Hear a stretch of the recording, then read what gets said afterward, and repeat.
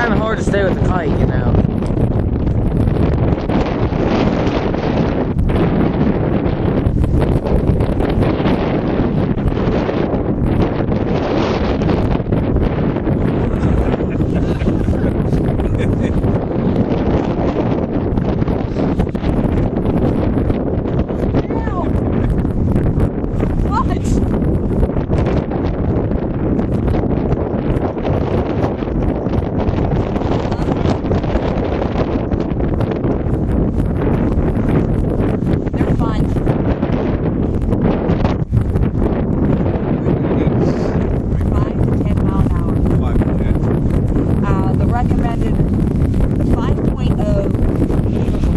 I don't know what that one is. The 5.0 we were looking at was ideal